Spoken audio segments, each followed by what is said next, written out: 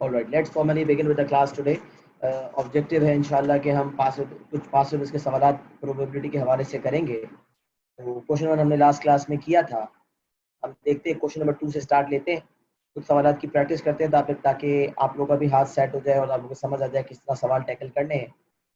कुछ सवाल नेचुरली बहुत आसान होते हैं, कुछ थोड़े बहुत टेक्निकलिटी होती है। बहरहाल चीज़ कोई भी मुश्किल उस वक्त तक है जब तक आपको समझ नहीं आई, तो समझने की कोशिश कीजिएगा। A bag contains 3 black and 2 white balls.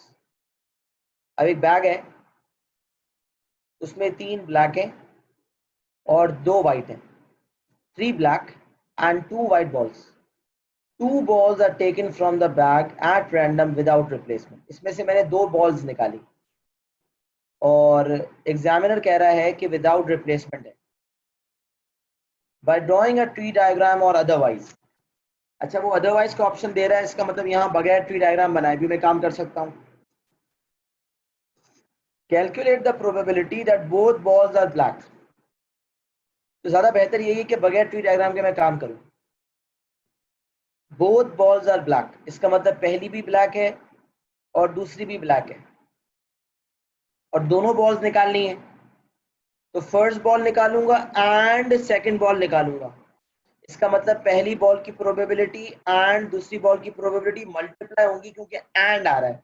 I have to, भाई एक तो ऑप्शन होता है ना कि या तो ब्लैक निकालूं या व्हाइट निकालूं। वो कह रहा है एक पहली भी ब्लैक एंड दूसरी भी ब्लैक और दोनों की दोनों निकालनी है, कंपलसरी है।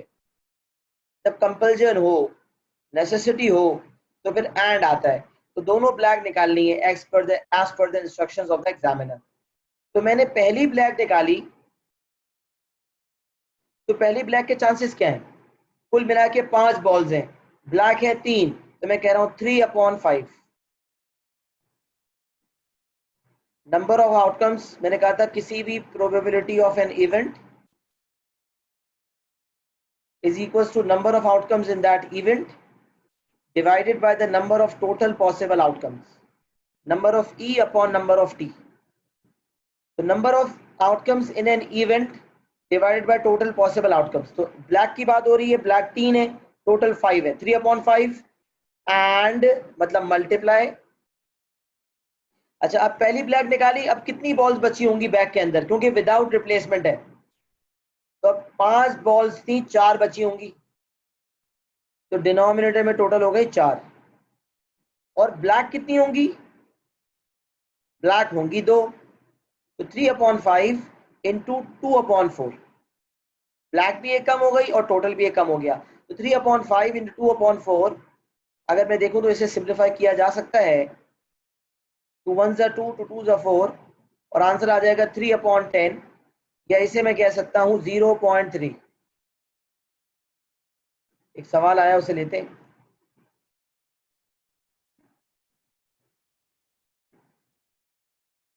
जी हमजा। इसमें एंड तो लिखा हुआ नहीं है।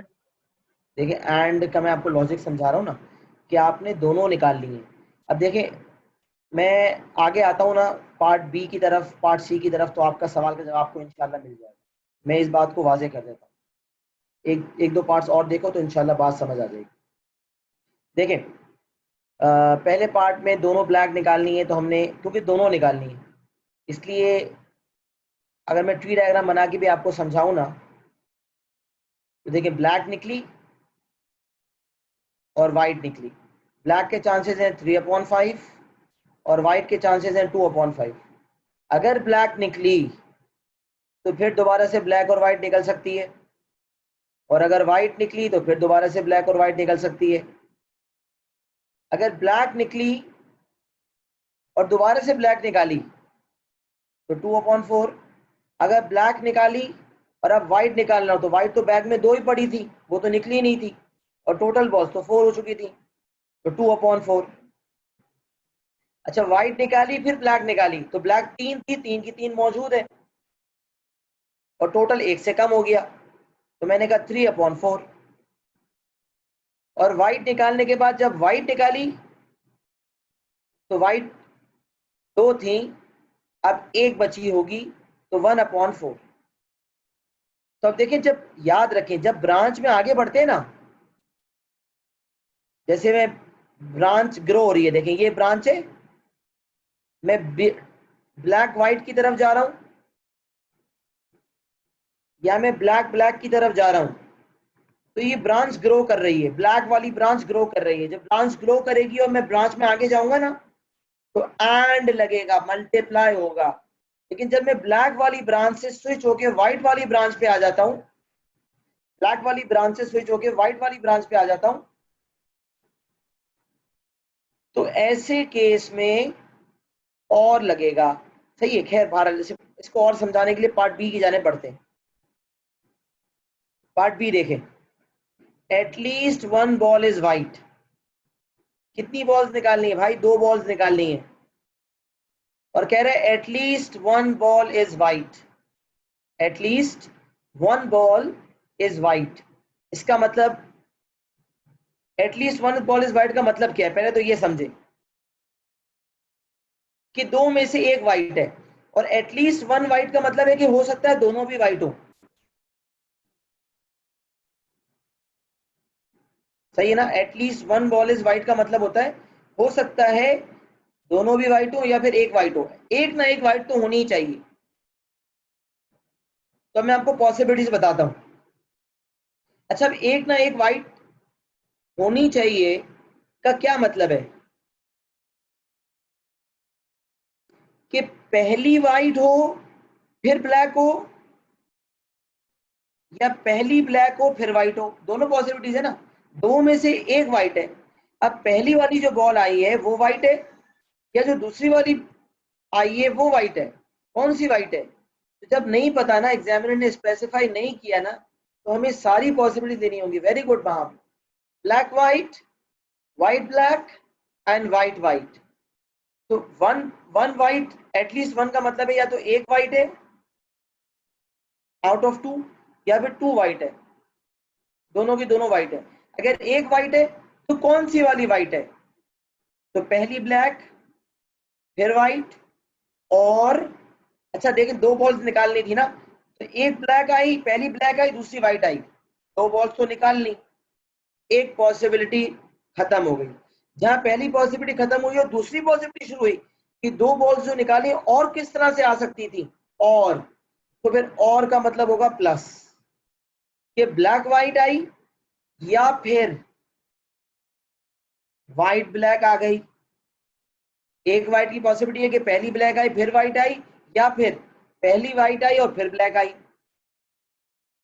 और 2 व्हाइट की पॉसिबिलिटी क्या है? पहली व्हाइट एंड सेकंड व्हाइट। तो ये कुल मिला के 3 पॉसिबिलिटीज हैं जो हमें ऐड करनी है, 1 2 और 3, ये तीनों पॉसिबिलिटीज ऐड हो जाएंगी। तो अब जरा निकालते हैं ब्लैक व्हाइट की पॉसिबिलिटी क्या है। तो देखें ट्री डायग्राम से देखें, ब्लैक और व्हाइट। देखिए ब्रांच पे आगे जा रहा हूं, ब्लैक निकाली एंड व्हाइट भी निकाली, तो 3/5 इंटू 2/4, और प्लस आएगा। फिर व्हाइट ब्लैक, तो व्हाइट ब्लैक के चांसेस क्या है? ट्री डायग्राम से देखिए, व्हाइट और फिर ब्लैक, तो 2/5 इंटू 3/4, और व्हाइट व्हाइट, तो व्हाइट व्हाइट की पॉसिबिलिटी देखें, व्हाइट व्हाइट 2/5 इंटू 1/4। ये 3 पॉसिबिलिटीज हैं, और तीनों की तीनों पॉसिबिलिटीज को कैलकुलेटर के जरिए ऐड कर दें, आपका आंसर आ जाएगा।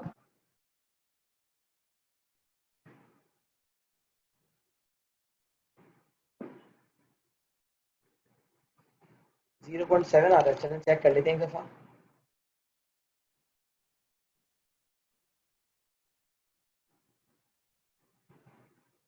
बिल्कुल सही, जबरदस्त। 0.7 या 7/10, 7/10 कह लें या 0.7 कह लें। This would be the probability of part B. अच्छा, मैं आपको एक शॉर्टकट भी बताता हूं। अगर आपने कभी ट्री डायग्राम बना लिया,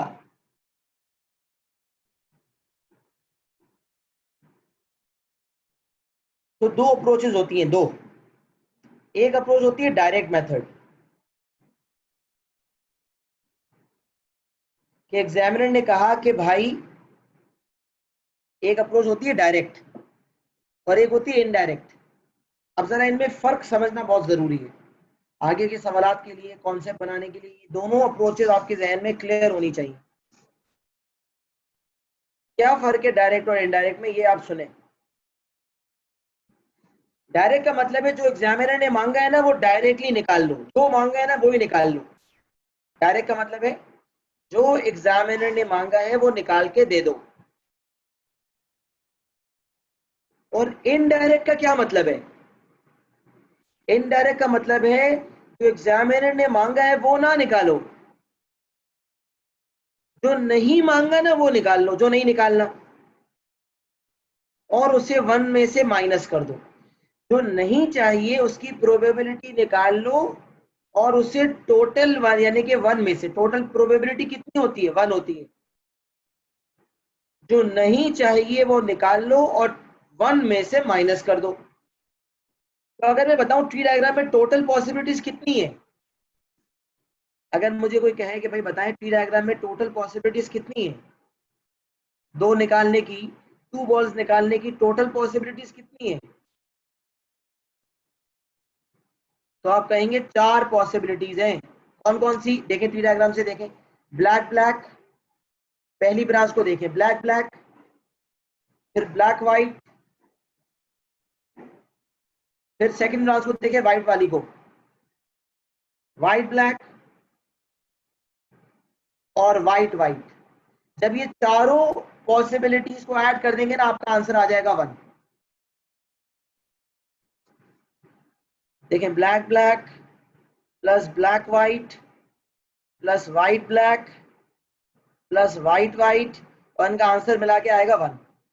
अच्छा, अब मैंने डायरेक्ट मेथड में क्या किया कि मुझे ये निकालना था, दिस इज रिक्वायर्ड, ये मुझे चाहिए, तो मैंने डायरेक्टली इसे निकाल लिया। और दूसरा तरीका ये है कि जो चाहिए ना उसे देखें यही रहने दें, B W plus W B plus W W का आंसर डायरेक्टली अगर निकालना चाहते हैं तो डायरेक्ट निकाल लिया, और इनडायरेक्ट निकालना चाहते हैं तो 3 पॉसिबिलिटीज का आंसर चाहिए, चौथी नहीं चाहिए। तो चौथी वाली जो नहीं चाहिए थी ना ब्लैक ब्लैक वाली, वो निकाल लें और 1 से माइनस कर दें, 1 में से ब्लैक ब्लैक माइनस कर दें। देखिए मैं आपको दिखा रहा हूँ, ये चारों पॉसिबिलिटीज मिला के 1 आ रहा है।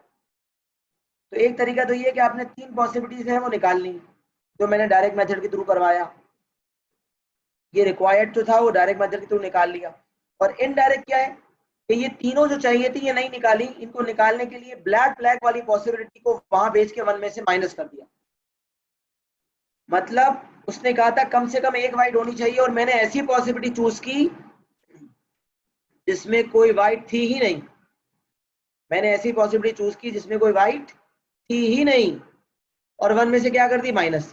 तो 4 पॉसिबिलिटीज में से ऐसी कितनी पॉसिबिलिटी है जिसमें कोई वाइट नहीं है? तो आप बोलेंगे सर एक ही पॉसिबिलिटी ऐसी है जिसमें कोई वाइट नहीं है। तो बस वो वाहिद पॉसिबिलिटी जो है वो 1 वो निकाल लें और 1 से माइनस कर दें। तो 3 प्रोबेबिलिटीज निकाल के ऐड करना मुश्किल है, लेकिन एक प्रोबेबिलिटी निकाल के उसे 1 में से माइनस करना आसान है। तो बाज औकात इनडायरेक्ट अप्रोच हमारा टाइम बहुत बचाती है। तो शॉर्टकट क्या है भाई कि 1 में से ब्लैक ब्लैक माइनस कर दें, और ब्लैक ब्लैक आप देख सकते हैं क्या है, 3/5 इंटू 2/4, जिसका आंसर पार्ट 1 में निकाला था। देखें पार्ट ए में ब्लैक ब्लैक वाली पॉसिबिलिटी निकाली थी। ये बेसिकली करेक्शन में एक सवाल दे रहा था कि हम पिक कर लें और आंसर डायरेक्ट दे दें। तो 1 में से हमने 0.3 माइनस कर दिया, तो हमारा आंसर आ गया 0.7। तो याद रखें किसी भी प्रोबेबिलिटी को सवाल को करने की 2 अप्रोचेज होती हैं, डायरेक्ट और इनडायरेक्ट।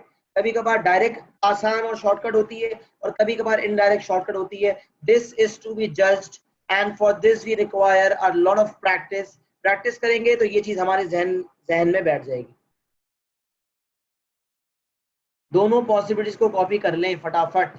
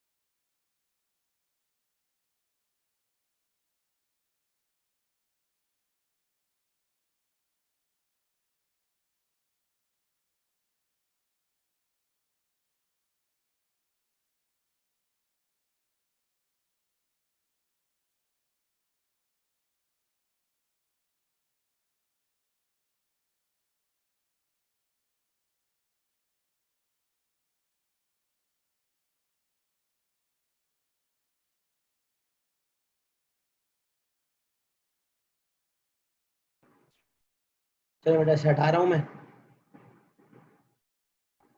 यही दूसरा सवाल करना है।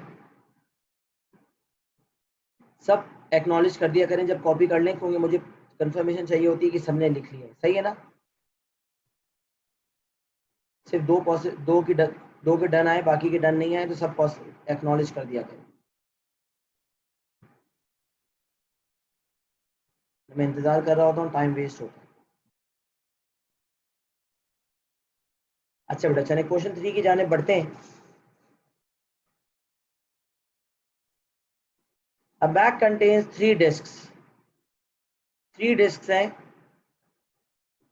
numbered 1. 3 discs numbered 1.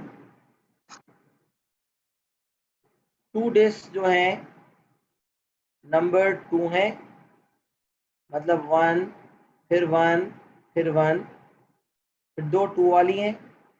Sorry, 2 discs numbered 7. My bad. Way 2 discs numbered 7.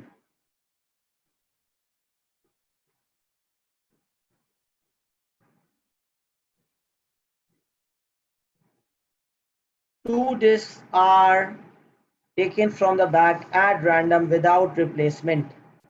By drawing a tree diagram or otherwise calculate the probability. बिल्कुल डिट्टो कॉपी सवाल है, नवंबर 2000 का सवाल किया था, बिल्कुल वैसा ही सवाल है। ऊपर बैग में बॉल्स थी, नीचे बैग में जो है डिस्क है, बाकी कोई डिफरेंस नहीं है, एज इट इज सवाल है क्वेश्चन नंबर। सही है ना? सेम एज क्वेश्चन नंबर 2, तो आप आसानी से कर सकते हैं विदाउट एनी प्रॉब्लम। बढ़ते हैं क्वेश्चन नंबर 4 की जानिब।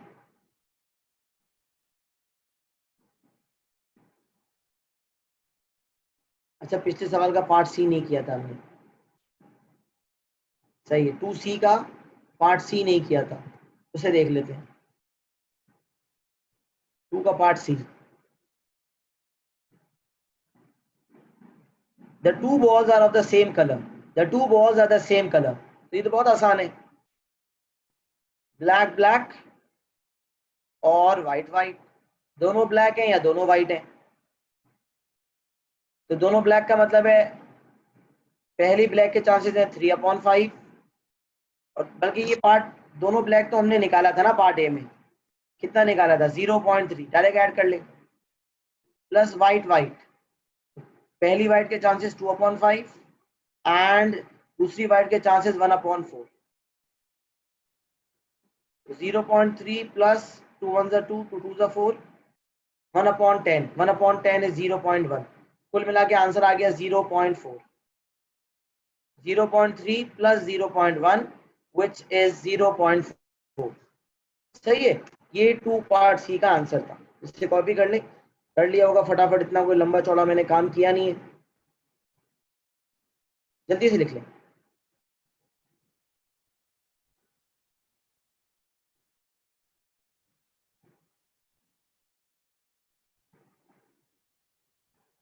चलिए क्वेश्चन नंबर 4 करते हैं।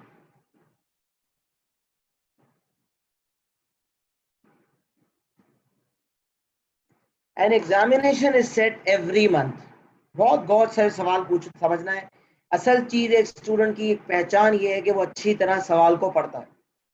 सवाल करेगा जब जब समझेगा सवाल को, तो सवाल को पहले समझना जरूरी है। सही है। An examination is set every month. हर महीने एग्जाम सेट होता है। John takes the examination each month until he passes. ये बहुत इंपॉर्टेंट सवाल है ये, और ये बहुत इंपॉर्टेंट स्टेटमेंट है कि जॉन एक एग्जाम कब तक लेगा? जब तक के पास नहीं होता। भाई स्कूल में भी ऐसा होता है कि भाई मैथ्स का एग्जाम पास नहीं हुआ, तो आपने दूसरी दफा दिया, नहीं पास हुआ, तीसरी दफा दिया। स्कूल की प्रिंसिपल ने कहा जब तक मैथ्स पास नहीं होगा ये आगे नहीं प्रोमोट होगा। तो मैथ्स का एग्जाम जब तक देना पड़ेगा जब तक क्लियर नहीं होता। पहला टेस्ट दिया नहीं क्लियर हुआ, दूसरा दिया नहीं क्लियर हुआ, तीसरा दिया नहीं क्लियर हुआ, चौथे में क्लियर हो गया। जहां क्लियर हो गया वहां मामला रुक गया। तो एग्जामिनेशन कब तक देना पड़ता है? जब तक क्लियर ना हो। तो John takes the examination each month until he passes. कब तक लिया जाता है एग्जाम? जब तक के वो पास ना हो जाए। जिस महीने पास हो गया उसके बाद एग्जामिनेशन का मामला खत्म। Each time he takes the examination, the probability that he passes is 0.9. Tree diagram से इसे विजुअलाइज कर लेते हैं। पहला एग्जाम दिया, ये जो 2 ब्रांचेस बनाई है ना, ये फर्स्ट एग्जाम की बात है। अगर फर्स्ट एग्जाम दिया उसने तो पास के चांसेस क्या होंगे 0.9 और फेल के चांसेस क्या होंगे 0.1।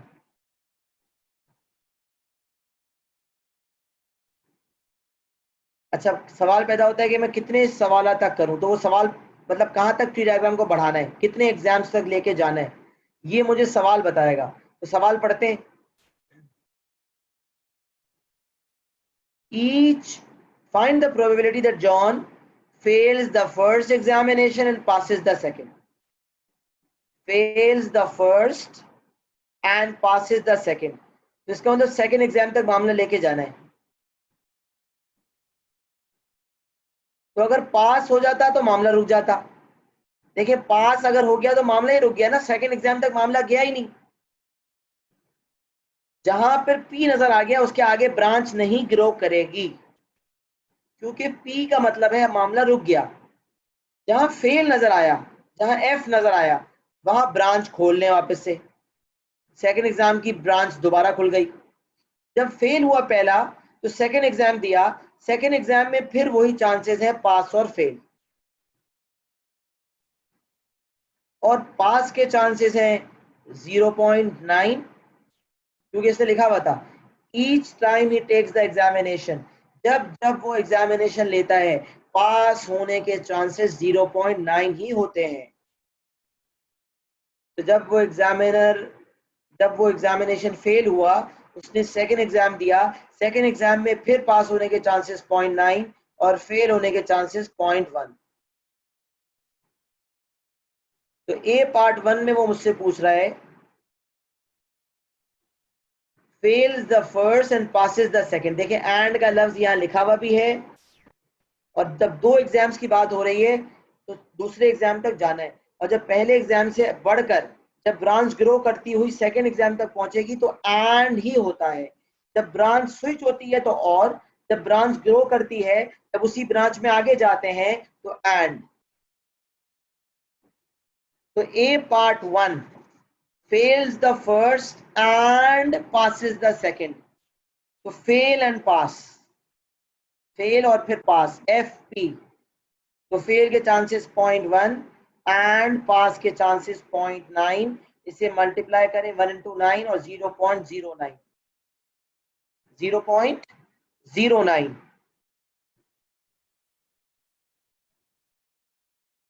अच्छा जी, आ जाते हैं पार्ट 2 की तरफ। ये बहुत जबरदस्त सवाल है, बहुत गौर से समझना है। passes the examination in either the first or the second month। passes the examination in either the first or the second month। हर महीने एग्जाम होता है। 2 पॉसिबिलिटीज हैं। ईदर का क्या मतलब होता है, ईदर पॉसिबिलिटी और प्लस। तो कह रहे हैं पास करता है या तो फर्स्ट मंथ में या सेकंड मंथ में पास करता है। तो इसका मतलब मैंने कहा चलें, एक पॉसिबिलिटी है पासेस इन फर्स्ट मंथ, और सेकंड पॉसिबिलिटी है पासेस इन सेकंड मंथ। अच्छा, पासेस इन फर्स्ट मंथ के चांसेस क्या हैं, आप देखें ऊपर, फर्स्ट एग्जाम में ही पास हो जाए तो बस चांसेस 0.9 है, और पहले एग्जाम में ही पास हो जाएगा तो ब्रांच आगे बढ़ेगी नहीं, बस मामला रुक गया। भाई पास हो गया बच्चा, उसकी क्या जान लोगे, पास हो गया बस मामला रुक गया। तो 0.9 और पासेस इन सेकंड। जब पासेस इन सेकंड है इसका मतलब पहले में फेल हुआ। तो एफ पी, जिसकी पॉसिबिलिटी ऊपर निकाल चुके हैं लेकिन मैं दोबारा लिख देता हूं, एफ पी, एफ 0.1 और पी 0.9। तो 0.9 प्लस 0.09 क्या हो जाएगा भाई? 0.09 0.99 0.9 में प्लस करते 0.09, ये हो जाएगा 0.99। सही है, ये आपका पार्ट 2 मुकम्मल हो गया। बढ़ते हैं पार्ट 3 की तरफ। फेल्स द फर्स्ट 3 एग्जामिनेशंस, पहला भी फेल, दूसरा भी फेल, तीसरा भी फेल। तो फेल फेल फेल फेल, फिर फेल, फिर फेल। तो 0.1 एंड 0.1 एंड 0.1, 3 दफा 0.1 को मल्टीप्लाई कर दिया।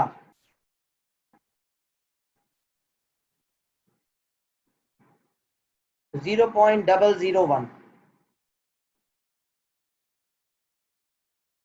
अच्छा, part B. Find the probability in terms of n that John fails the first n examinations.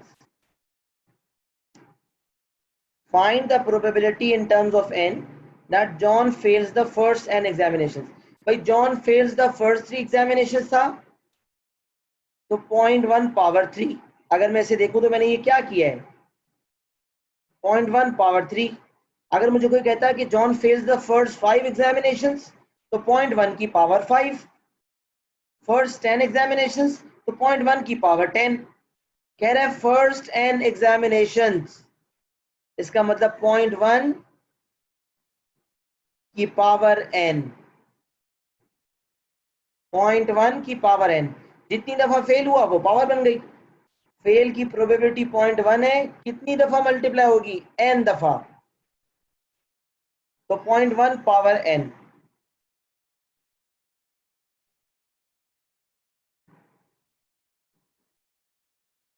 अच्छा जी, आते हैं पार्ट 2 की तरफ। Write down the probability that John passes the examination in one of the first n months. अब ये बड़ा जबरदस्त part है, इसका ताल्लुक कुछ ऊपर की लिंक से भी है।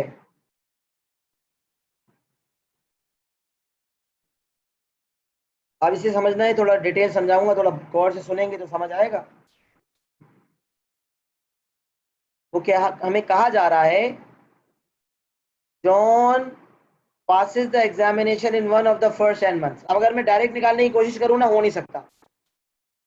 Direct approach, direct approach not possible. Direct approach तो पॉसिबल ही नहीं है। डायरेक्टली तो इस पार्ट को मैं अप्रोच कर ही नहीं सकता। मैंने कहा था हर पार्ट के 2 अप्रोचेस होती हैं, डायरेक्ट और इनडायरेक्ट। कभी कोई शॉर्ट होती है, कभी कोई शॉर्ट होती है। यहाँ डायरेक्ट पे तो मैं पहुंच ही नहीं सकता। क्यों क्यों भाई? कह रहे passes the examination in one of the first n months, मतलब क्या है? किसी एक महीने में पास हो गया। अब n की वैल्यू तो पता नहीं है, तो अगर मैं कहूंगा पहले में पास हो गया, या दूसरे में पास हुआ, या तीसरे में पास हुआ, या चौथे में पास हुआ, या 5वें में पास हुआ, या 10 छठे 7वें 8वें 9वें 10वें, चलता रहेगा, goes on and on and on. Now how will I be able to approach it directly? I cannot. Now here indirect approach is a necessity. मतलब इनडायरेक्ट अप्रोच कैसे लगेगी, उसके लिए थोड़ा ऊपर का सिनेरियो देखें। ए पार्ट 2 में देखें, उसने कहा पासिस, नहीं ए पार्ट 1 से स्टार्ट लेते हैं। Fails the first and passes the second, fails first and passes the second, ये हमने निकाल लिया। पार्ट 2 में देखें, passes in either the first और द सेकंड। तो मैंने कहा पास, पार्ट 2 में मैंने लिखा पास, तो फिर रुक गया मामला। या फिर पास और फिर फेल, या डायरेक्टली पास, या फिर पास और फिर फेल। तो अगर आप देखें, मैंने 2 एग्जाम्स का ट्री डायग्राम बनाया आपके सामने, तो कितनी पॉसिबिलिटीज थी 2 एग्जाम तक? 3 पॉसिबिलिटी थी, पी एफ पी। जब मैं 2 एग्जाम्स की बात कर रहा हूं, दो एग्जाम्स की जब बात हो रही थी तो P plus F P plus F F, जब दो एग्जाम्स की बात हो रही थी तो या तो पहले में ही पास हो गया तो सेकंड की बात ही नहीं आई, या फिर पहले में फेल हुआ दूसरे में पास हुआ, या फिर पहले में फेल हुआ दूसरे में फेल हुआ। तो अगर उसने कहा कि passes in one of the first n months बोला, तो मैं कह रहा हूं passes in one of the first 2 months, passes in one of the first 2 months. इसका मतलब मुझे ये वाली पॉसिबिलिटी लेनी थी P और FP, जो कि मैंने पार्ट 2 में ली है। मैंने यहाँ PF लिख दिया गलती से, ये FP होगा।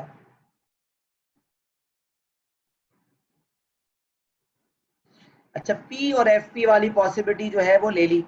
इसका एक और तरीका था कि अगर वो कह रहे हैं ना passes in one of the first 2 months, मतलब किसी एक ना एक महीने में पास हुआ है, तो मैंने एक काम किया, मैंने कहा दोनों महीनों में फेल कर दो उसको, और जो आंसर आए उसे 1 में से माइनस कर दो। सुने जरा, passes in one of the first 2 months का डायरेक्ट अप्रोच क्या है कि पास फिर फेल पास, तो इसका शॉर्टकट क्या है? डायरेक्ट अप्रोच है PFP, जो कि मैंने निकाली थी, और इनडायरेक्ट अप्रोच क्या थी कि 1 में से FF माइनस कर देता। देखिए 1 में से FF माइनस कर दें तो 1 में से 0.1 पावर स्क्वायर माइनस कर दें।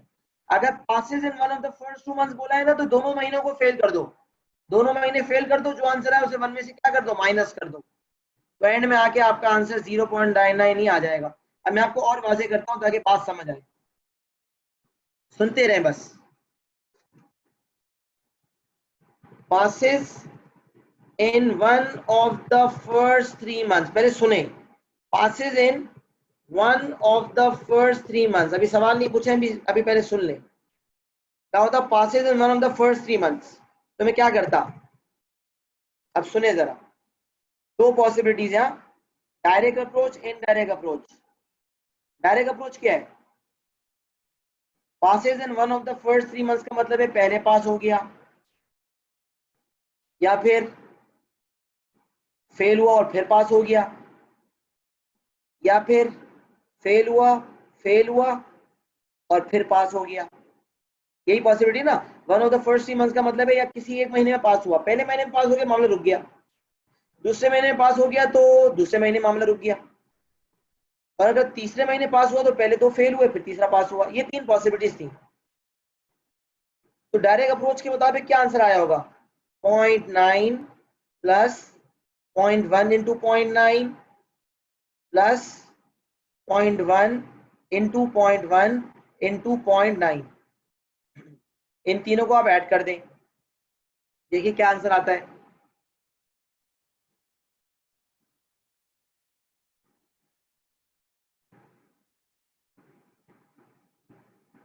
Zero point 999। तो देखिए जब वो कह रहे हैं ना passes in one of the first 3 months, 3 में से किसी एक ना एक महीने तो पास हुआ, तो मैंने कहा एक काम करते हैं, तीनों महीनों में से फेल कर दो। तो मैं वो काम कर रहा हूं जो एग्जामिनर नहीं कह रहा है, उसके ऑपोजिट काम कर रहा हूं। एग्जामिनर कह रहा है 3 में से एक ना एक महीने तो पास हुआ था, मैंने कहा इसके ऑपोजिट काम करो एग्जामिनर के, तीनों महीने इसको फेल कर दो और 1 में से माइनस कर दो। तो मैंने कहा इनडायरेक्ट अप्रोच कहेगी 1 माइनस FFF। फर्स्ट 3 मंथ्स की बात हो रही थी कि फर्स्ट 3 महीने में से एक ना एक महीने पास हुआ, तो मैंने 3 पॉसिबिलिटीज को ऐड किया, या फिर 1 में से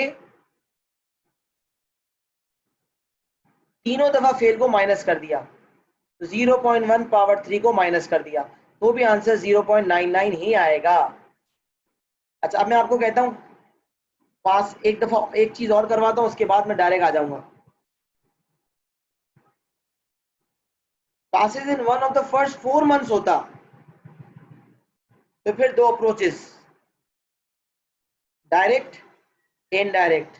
डायरेक्ट क्या है, पास हो गया, पहले महीने ही पास हो गया, फिर क्या है, फेल हुआ और फिर दूसरे महीने पास हो गया, फेल हुआ फिर फेल हुआ, तीसरे महीने पास हो गया, फेल हुआ और चौथे महीने पास हो गया। ये 4 पॉसिबिलिटीज हैं जो निकालनी पड़ेंगी और ऐड करनी पड़ेंगी। और शॉर्टकट क्या है, 1 में से माइनस कर दो कि चारों में से कोई एक महीने पास होना था ना, मैंने चारों महीने फेल कर दिया, तो एफ एफ एफ, यानी कि 1 में से मैंने 0.1 पावर 4 को क्या कर दिया, माइनस कर दिया। तो अब देखें जो यहां से आंसर आएगा और जो यहां से आंसर आएगा वो सेम होंगे। तो अब एग्जामिनर कहता है passes in one of the first n months, passes in one of the first n months। तो फिर डायरेक्ट अप्रोच तो पॉसिबल ही नहीं है, एन की वैल्यू ही नहीं पता कहां तक जाना है, pass fail pass fail fail pass fail fail fail pass fail fail fail fail pass, कब तक चलेंगे नहीं पता। तो मैंने देखा डायरेक्ट अप्रोच नॉट पॉसिबल। और जो ये ट्रेंड मैंने आपको समझाया उसके बाद जो इनडायरेक्ट अप्रोच है वो तो बड़ी आसान है कि 1 में से n दफा फेल कर दो। कोई n में से किसी एक महीने तो पास हुआ था, लेकिन हम n के n महीने फेल कर देते हैं और 1 में से माइनस कर देते हैं। 0.1 power n, 1 minus 0.1 power n, this would be your answer. इसीलिए उसने लिखा था राइट डाउन, कैलकुलेट नहीं बोला, फाइंड नहीं बोला। एग्जामिनर कहता है राइट डाउन द प्रोबेबिलिटी। तो पार्ट 1 में उसने कहा था fail the first an examination, और पार्ट 2 में उसी को 1 से माइनस करवाने का कह रहा था।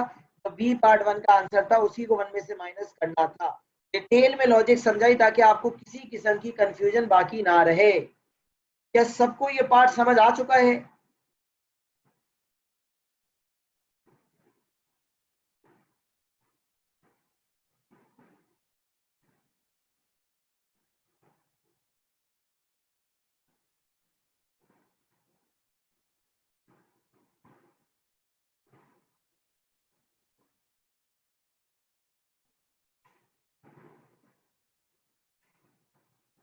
चलो जबरदस्त, डिटेल में समझाने का फायदा हुआ कि सबको समझ आ गया अल्लाह के फजल से।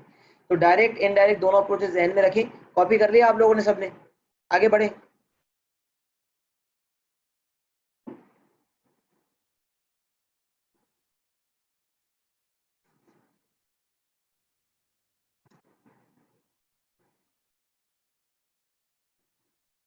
कॉपी कर लो बेटा फटाफट।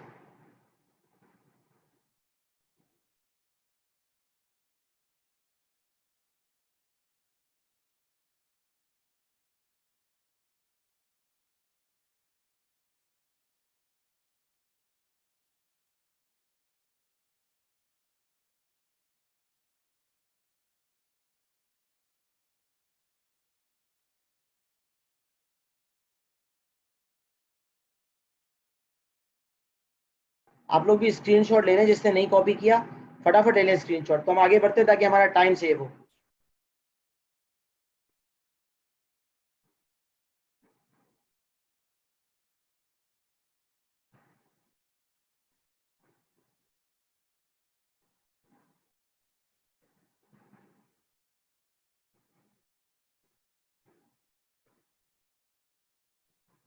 चलिए बेटा अगले सवाल की तरफ बढ़ते हैं। Question number 7।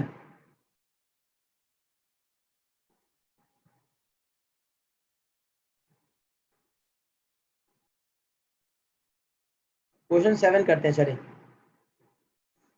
To unbiased dice are thrown. Unbiased और बायस्ड में क्या फर्क होता है, जरा ये भी ध्यान में रखें। ये अनबायस्ड का लफ्ज बार बार लिखते हैं तो आपको पता होना चाहिए। अनबायस्ड का मतलब होता है कि हर आउटकम की प्रोबेबिलिटी सेम है।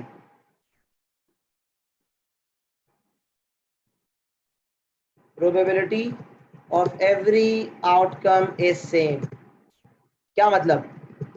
मतलब अगर एक डाइस को फेंकते हैं तो डाइस पे कितने आउटकम्स होते हैं? 6 आउटकम्स होते हैं। 1 2 3 4 5 6। एक डाइस में 6 आउटकम्स होते हैं। तो फेयर डाइस का मतलब, या अनबायस्ड डाइस, कभी कभार कहता है फेयर डाइस। फेयर का मतलब है बिल्कुल सही डाइस है। या अनबायस्ड डाइस मतलब कोई बायसनेस नहीं है, बिल्कुल जबरदस्त डाइस है। इसका मतलब 1 के आने के चांसेस भी 1/6 है, 2 के आने के चांसेस भी 1/6 है, 6 के 6 आउटकम्स के आने के चांसेस बराबर है। और एक होती है बायस डाइस। बायस डाइस वो होती है जिसमें 1 के आने के चांसेस 1/3 है, 2 के आने के चांसेस 1/5 हैं, किसी के ज्यादा हैं, किसी के कम हैं। सर ऐसी डाइस कैसी दिखती है? कभी देखी नहीं। किसने बोला है देखो? हम जो डाइस देखते हैं, हम जो लूडो वगैरह खेलते हैं, उसमें हमने जब भी डाइस देखी वो फेयर ही होती है, हर आउटकम के आने के चांसेस बराबर होते हैं। अनबायस्ड डाइस और बायस्ड डाइस, कुछ डाइस ऐसे भी होते हैं जो बायस्ड होते हैं, जिसमें हर आउटकम के आने के चांसेस बराबर नहीं होते। बहरहाल यहाँ अनबायस्ड है तो मैंने एक बात बता दी।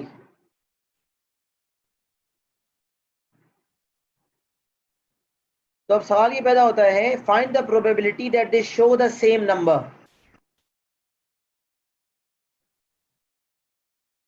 दो डाइस फेंकी, दोनों ने सेम नंबर बताया। Two dice are thrown, find the probability that they show the same number. अच्छा अब मैं आपको तरीका बताता हूँ। याद है मैंने आपको कहा था एक्सप्लेनेशन में पॉसिबिलिटी डायग्राम बनाया करें।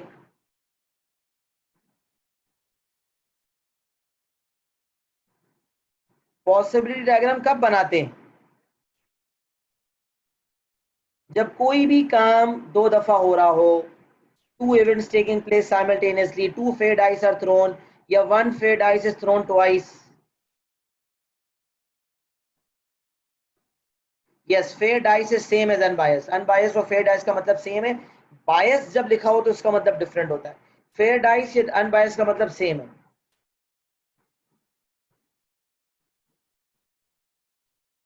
सही है। अच्छा, अब बात ये हो रही थी पॉसिबल डायग्राम कब बनाने की जरूरत पड़ती है? जब कोई भी काम दो दफा हो, कोई इवेंट दो दफा हो रही हो। तो आप देखें 1 2 3 4 5 6, यहाँ भी 1 2 3 4 5 6, कुल मिला के कितनी पॉसिबिलिटीज होंगी पता है? सिखाया था 6 into 6 is equals to 36 outcome. अच्छा, क्या आउटकम्स हो सकते हैं? 1 1 1 2 1 3 1 4 1 5 1 6 2 1 2 2 2 3 2 4 2 5 2 6, ऐसे 36 हो गए। तो हमें कह रहे हैं both dice show the same number. तो सेम नंबर वाली पॉसिबिलिटी क्या है? 1 1 आया हो, 2 2 आया हो, 3 3 आया हो, 4 4 आया हो, 5 5 आया हो, या 6 6 आया हो। कुल मिला के कितने नंबर्स हैं, कितनी पॉसिबिलिटीज हैं ये? 36 में से कितने आउटकम्स ऐसे हैं जिसमें दोनों जगह से दोनों नंबर्स में सेम आया? 1 1 2 2 3 3 4 4 5 5 6 6, 6 आउटकम्स हैं। तो हमने कहा 6 out of 36, which is simplified to 1/6।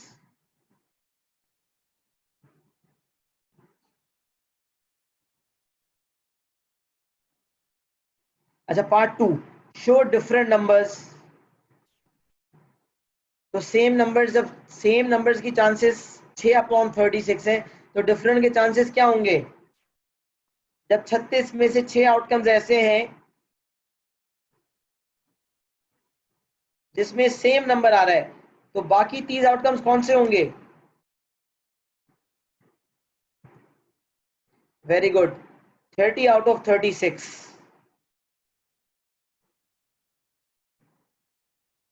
या 1 में से 1/6 माइनस कर देते, या 30/36 जैसे सिंप्लीफाई करके 5/6 कर दिया, या वह डायरेक्ट 1 में से 1/6 माइनस कर देता। जो पार्ट 1 का आंसर था कि 1 माइनस टोटल सेम और डिफरेंट मिला के 1 होता है, सेम और डिफरेंट मिला के 1 होता है। तो सेम आउटकम्स की प्रोबेबिलिटी को 1 में से जब माइनस कर दिया तो डिफरेंट आउटकम्स की प्रोबेबिलिटी आ गई, विच इज 5/6। सही है भाई, ये बात हमने 7 पार्ट ए मुकम्मल कर लिया। मैंने 7 पार्ट बी की जाने बढ़ते हैं।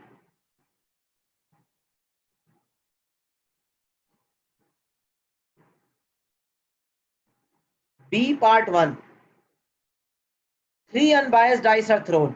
अच्छा, पॉसिबल डायग्राम तो तब बनता है ना जब 2 अनबायस्ड डाइस हो। 3 हो तो फिर क्या किया जाए?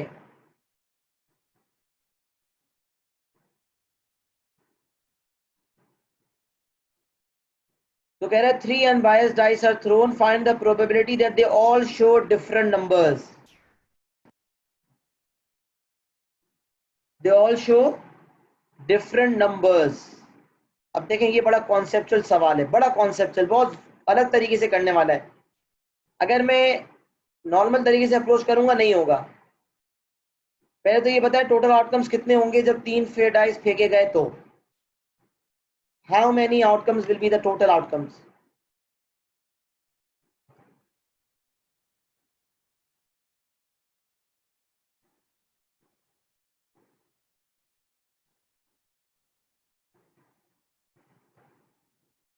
तो टोटल आउटकम्स कितने हो जाएंगे?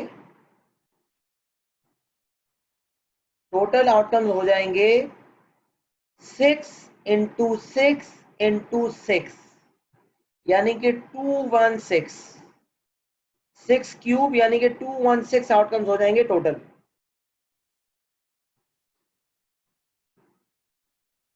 सही है भाई? अच्छा, अब सवाल ये पैदा होता है ऑल शो डिफरेंट नंबर्स वाली पॉसिबिलिटी कितनी है? तो मुझे एक बात बताएं, ऑल शो डिफरेंट नंबर्स की बात कर रहा है, तमाम के तमाम डिफरेंट होने चाहिए, कोई दो भी सेम ना हो, कोई दो भी सेम ना हो। तो ये तो बहुत मुश्किल है निकालना। तीनों 1 1, तीनों 2 2, तीनों 3 3, तीनों 4 4, तीनों 5 5, तीनों 6 6, छह तो ये हो गई। फिर डबल वन के साथ डबल वन रिपीट हो रहा है, और 2, डबल वन के साथ 3, डबल वन के साथ 4, डबल वन के साथ 5, डबल वन के साथ 6। अच्छा, डबल वन के साथ 6 भी किस ऑर्डर में? पहली दो में डबल वन, फिर तीसरे में 6, या 161, या 116, या 611।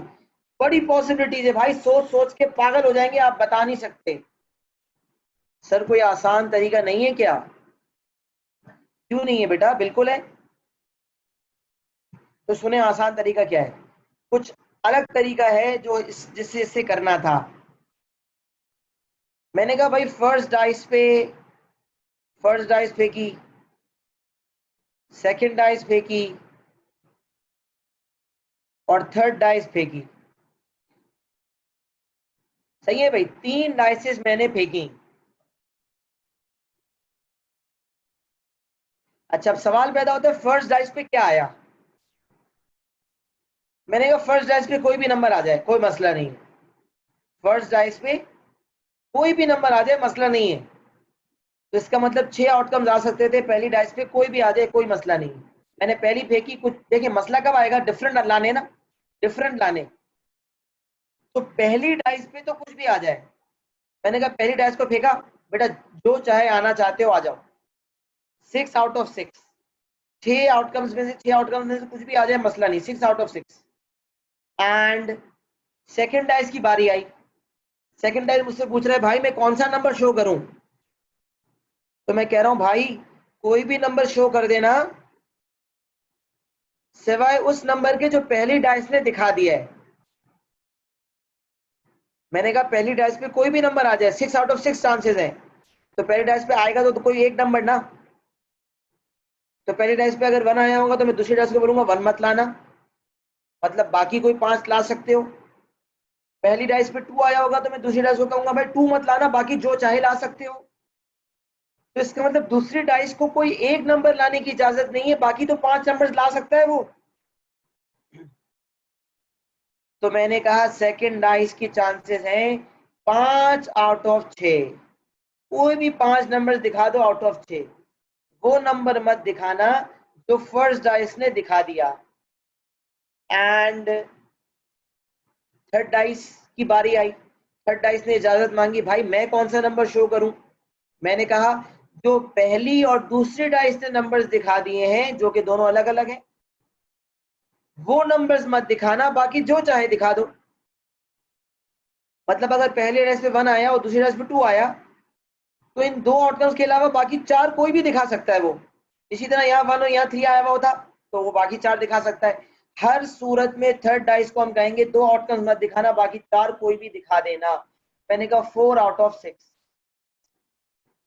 तो पहली डाइस की कोई मसला नहीं है, जो चाहे लेना चाहते हो ले लो, तो 6 आउट ऑफ 6। फिर 5 आउट ऑफ 6, और फिर 4 आउट ऑफ 6। ये सिंपल सी मिसाल है। हमारे पास कुछ कोल्ड ड्रिंक्स हैं, कोल्ड ड्रिंक्स, और हमें कुछ मेहमानों को सर्व करना है। तो हमने इनिशियली कुछ मेहमानों को कहा जो चाहे ले लो। शुरू के मेहमानों ने 7 अप उठा ली, सबसे अच्छी 7 अप थी, 7 अप उठा ली, सब खत्म हो गई। अब बची पेप्सी और मेरिंडा। दूसरे लॉट को बोला जो चाहे उठा लो, सेकंड प्रायोरिटी पेप्सी है, मेहमानों आके पेप्सी उठा ली। अब जो बची मेरिंडा वही ले सकते हैं ना, तो पहली डाइस को बोला जो चाहे ले लो, 6 आउट ऑफ 6। दूसरी को कहा भाई वो मत लेना जो पहली ने ले लिया, तो 5 आउट ऑफ 6। और थर्ड को बोला वो मत लेना जो पहली और दूसरी ले चुके, यानी कि 4 आउट ऑफ 6। कुछ अलग तरीके से सोचना था इस सवाल में, और मैंने अलग तरीके से सोचने में मजबूर किया। और 5 आउट ऑफ 6, 6/6 इंटू 5/6 इंटू 4/6 का आंसर जरा देखें, तो आंसर आ जाएगा 5/9। तो पार्ट 1 का आंसर आ गया 5/9। अच्छा, part 2, at least 2 show the same number, at least 2 show the same number। बोल रहे कम से कम दो ने सेम नंबर दिखाना है। तो पॉसिबिलिटीज हैं क्या, टोटल पॉसिबिलिटीज क्या है? अगर मैं देखूं, अगर मैं पूरे सिनेरियो में टोटल पॉसिबिलिटीज देखूं,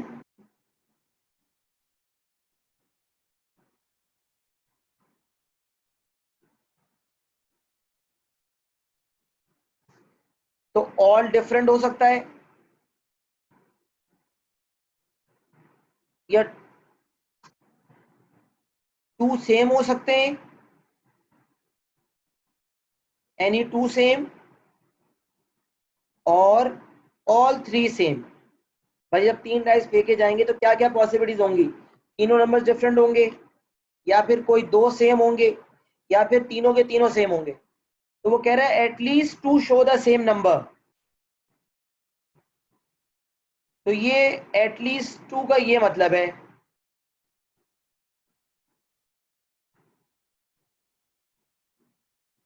at least 2 show the same number. इसका मतलब एटलीस्ट 2 का मतलब होता है, एटलीस्ट का मतलब 2 या उससे ज्यादा। At least 2 show the same number का मतलब 2, एटलीस्ट कम से कम 2 नंबर सेम हो, उससे ज्यादा भी हो सकते हैं। तो मैंने कहा 2 सेम या 3 सेम। तो एग्जामिनर कह रहा है 2 सेम एंड 3 सेम वाली पॉसिबिलिटी निकालो। तो 2 सेम एंड 3 सेम वाली पॉसिबिलिटी निकालना तो बड़ा मुश्किल है, लेकिन मैं जानता हूं all different plus 2 same plus 3 same मिला के आंसर 1 होगा। तो डायरेक्ट पॉसिबिलिटी मुश्किल है, direct possibility very difficult, near to impossible, very difficult, बहुत सोचना पड़ेगा। 216 आउटकम से कैसे सोचेंगे इतना? तो इनडायरेक्ट अप्रोच काम आई। और इनडायरेक्ट क्या है कि भाई एनी 2 सेम या एनी 3 सेम, एनी 2 सेम या ऑल 3 सेम होने की प्रायोरिटी चाहिए थी। तो मैंने 1 में से ऑल डिफरेंट माइनस कर दिया, ऑल डिफरेंट वहां भेज दें, 1 माइनस ऑल डिफरेंट। या मैंने वेरी डिफरेंट लिख दिया है, मेरा मतलब था वेरी डिफिकल्ट।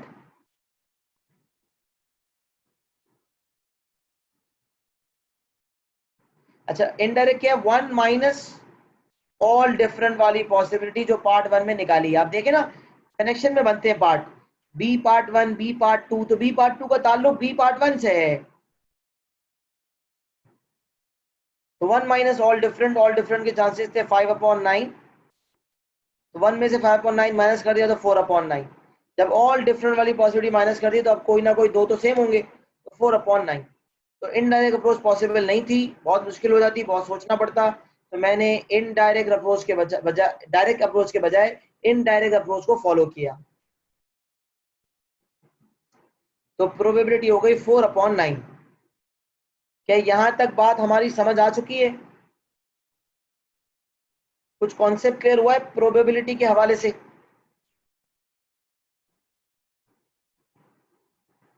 देखिए सवालात आज कम करवाए, लेकिन बहुत एम्फसाइज देके, बहुत जोर देके कुछ चीजें समझाई। इसलिए बहुत एम्फसाइज, बहुत जोर देके चीजें समझाई गई ताकि आप हर कॉन्सेप्ट को प्रॉपर तरीके से अंडरस्टैंड करें। आज का रिकॉर्डेड लेक्चर भी इंशाल्लाह शेयर हो जाएगा, उससे भी दोबारा सुन लीजिएगा, और जो पहली क्लास थी उससे भी दोबारा सुन लीजिएगा। जो कॉन्सेप्ट की मिसअंडरस्टैंडिंग हो उसे दोबारा क्लियर कीजिए, और उसके बाद कुछ सवालात मजीद कीजिए, जिन्होंने आगे किए हैं वो और आगे करें, करते रहें और टॉपिक को निपटा दें। इंशाल्लाह नेक्स्ट क्लास में मजीद प्रॉब्लम्स को देखेंगे। आज के लिए इतना ही रखते हैं, मिलते हैं इंशाल्लाह अगली क्लास में। तब तक के लिए अपना बहुत ख्याल रखिएगा। अल्लाह हाफिज।